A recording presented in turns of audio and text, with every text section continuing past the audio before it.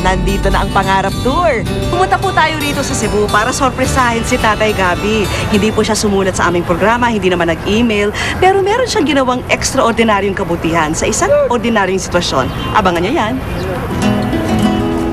At ilang saglit lang. Hello!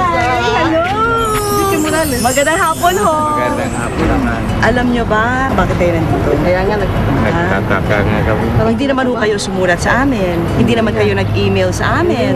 Pero ba kayo pinarating na mensahe sa amin? Wala. Wala? Sama kayo sa amin. Kasi malaman kung bakit. Wala, sama kayo. Halika ho. Nahanap mo na sila? Maging ang anak ni Tatay Gabby, nabahala sa biglaang pagkidnap namin sa kanya. Kamusta kayo? Nagwa-worry na ata sa inyo dahil hindi rin nyo raw alam kung saan kayo pupunta. Hayaan mo ako bahala dito. Masaya itong gagawin namin. Dito na namin dinala ang mag-asawa.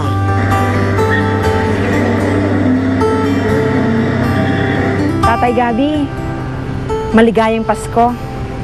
Yung preso kanina, si Elizabeth Oropesa po yun, ako po yun. Isa po akong ina na nangungulila sa anak na tinulungan mo. Maligayang maligaya ako at napakaswerte mo dahil pareho tayong dalawa, nasa wish ko lang. Merry Christmas! Biglang buhos ang emosyon ni Mang Gabby. Saan niyo ba yun? Alam niyo na kung bakit? Senyales na nasagot na ang mga katanungan niya.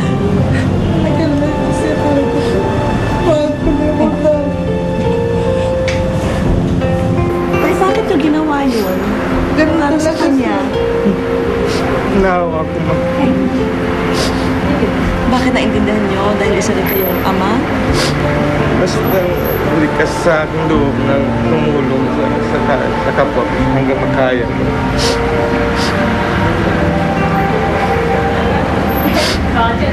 Surpresa ba kayo? Super. Proud ho kayo sa mister. Naman talaga siya, ma'am. Kahit sa amin nga kami pang ano niya, kahit wala siya, kami ano mo. Pag ma-hospital, gusto niya kami sa private siya, dyan lang sa may, ano sa, ano yung, Ay, bakit yung ginawa yun? ganun Para sa talaga kanya? Naawa ko man. Pansamantalang hindi makakauwi ang mag-asawa sa bahay na ito. Aming sisirain ang ilang bahagi para sa isang makeover.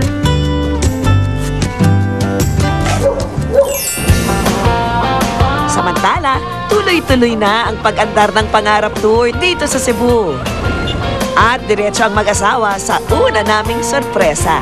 Malagod naming iginagawad sa iyo, Nanay Elisa, ang scholarship voucher para sa commercial cooking sa Global Power Skills. Magpapasalamat po kami, yung husband ko sa scholarship. Malaking tulong po to sa pamilya ko. Maraming salamat. Kinabukasan, agad na namin pinasundo ang mag-asawa para makita ang mga pagbabago sa kanilang bahay.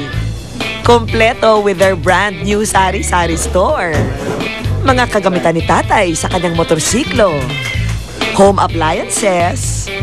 At syempre, mga kagamitan para sa expansion ng karinderya ni Nanay Elisa. Sinalubong ng mga anak at apo si Tatay Gabby. Surprise na. Kulang para sa'yo.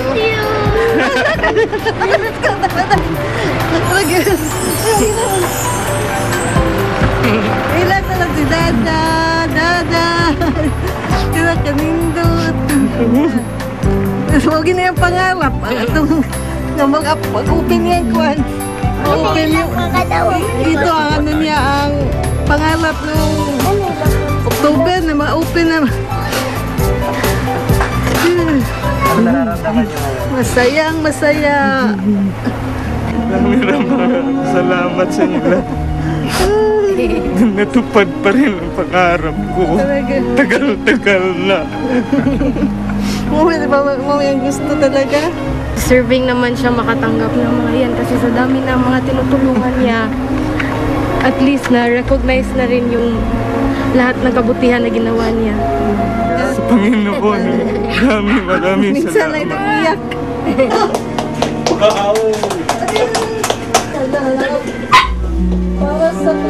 Para sa Maraming salamat po sa inyong lahat sa tulong na ginawa nyo sa amin. Hindi ko akalain makatanggap ako ng ganito. Pinatunayan lamang ni Mang Gabi na meron pa ring mga tulad niya na handang tumulong sa sino mang nangangailangan. Sana'y dumami pa ang tulad niyo, Mang Gabi.